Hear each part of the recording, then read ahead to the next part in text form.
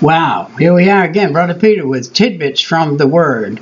The book of Genesis, as we've been talking about this week and studying in the book of Genesis, is the beginning of what Christians believe, not what secular humanists believe.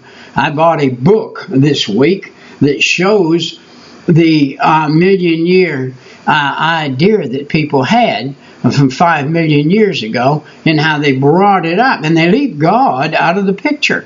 Well, God is in the picture. God's the one that created this heaven and this earth, and he's the one that did it, not a million years ago. And so we see in Genesis chapter 1 through chapters 2 and verse 3, the creation week. And that was the week that God created, the 7-day week that God created the heavens and the earth. Remember, he worked 6 days and he rested on the 7th. And then another thing we see, the creation of the heaven and the earth, 2, and then starting in verse 4 and 4 through 26, what God did with the heaven and with the earth, and how he put things here that he put here. And 3, as we see the generations of Adam, chapter 5, you might get a pencil, back up, start this over again, or a pen, and write this down. Chapter 5 and verse 1 through 6 and verse 8. We see Adam being created. That is a man. God created a man. He called him Adam. He created him out of the dust of the earth. And then we see, we'll jump all the way up in 5 to the generation of Noah. And this is chapter 6, 9 through 9, and verse 29. Now this generation ends all the peoples of the earth for a period of time. And that's the generation of Noah's sons.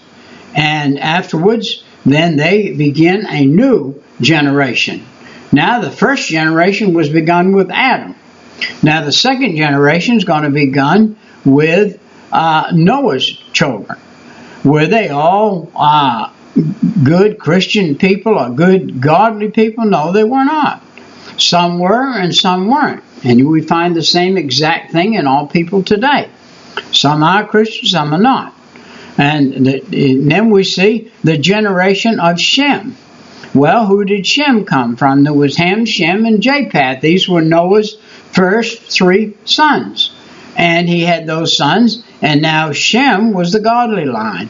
So we see in chapter 11, 10 through 26, this Shem guy now is actually our ancestor back through the bloodline. We could, every man, woman, boy, and girl on this earth could go back to Shem. Just like all brothers and sisters in the bloodline could go back there. But of course, over the years, all things have got mixed up. Races have mixed with each other. People have mixed with each other. We have married out of our race, and we have children today being born that aren't the children of Shem. Now, so let's get back in it. And we have the generation of Terah. And Terah was a godly man. Chapter 11, 27 and 25 through 11. And then we had the generation of Ishmael. Ishmael, 25, 12 through 18. This is where our Islamic brothers come from. This was a child born to a and almost like a prostitute deal. And here comes a child. And he is a child that has a generation that would continue on forever, up until the end of this earth. And it was because of disobedience of one of God's chosen people.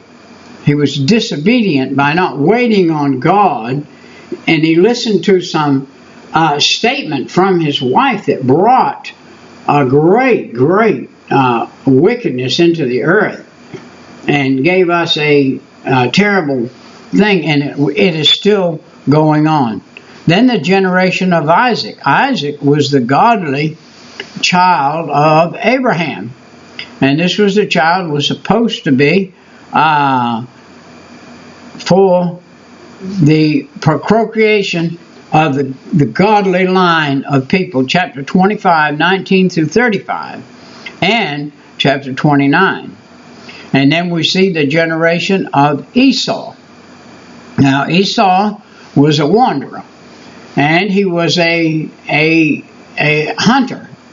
And we find that Esau sold his birthright to Jacob. The truth of the matter is they were twins. When they were coming out, Jacob was supposed to come out first. In the womb, believe it or not, in the womb, in the mother's womb, they wrestled. And as they wrestled, they got turned over.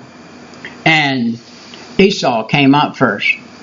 Jacob was the chosen one. He was supposed to come out first. So we see the devil working even in the womb of their mother. And so, chapter 36, chapter 37 through 50 is about Jacob. And Jacob had a hard time. He had to work his way out of many situations and problems and troubles, even though he was God's chosen person to carry on the lineage of God on the earth. Now you and I are chosen by God, if you're saved, to carry on the gospel. And we are to carry it on today, tomorrow, and as long as we live. Now that is the breakdown of the book of Genesis. Short and sweet. We'll see you next time. Right. Bye-bye.